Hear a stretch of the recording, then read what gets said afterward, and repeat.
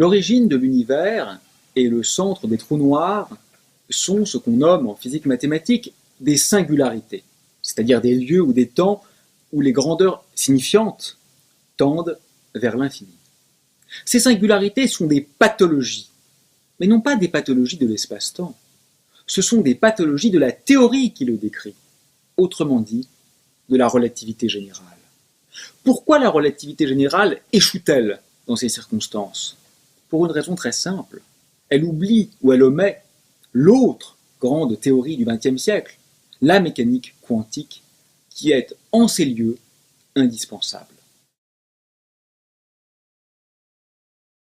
Il faut donc recourir à une théorie de gravitation quantique. L'approche des boucles s'est avérée particulièrement fructueuse et élégante dans le secteur de la cosmologie, l'étude de l'univers dans son ensemble. Elle montre en particulier que la singularité du Big Bang disparaît, qu'elle est régularisée et remplacée par un grand rebond, un Big Bounce, et donc un autre univers, en amont de celui que nous connaissons, qui se serait contracté et aurait rebondi. Mais quand rebondit-il?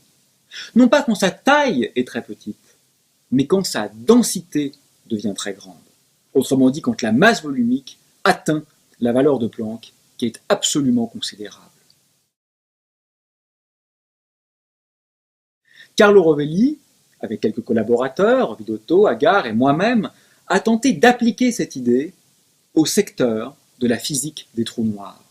Et si la singularité des trous noirs était résolue de la même manière, et que les trous noirs étaient en réalité des astres rebondissants sur une structure très dense, ce qu'il a nommé un cœur d'étoiles de Planck. Il est possible de calculer, pour des raisons et par des arguments techniques de conservation d'informations, à quel moment un trou noir s'évaporant par effet Hawking verrait dans ce modèle la totalité de sa matière exploser dans une formidable libération de rayons gamma.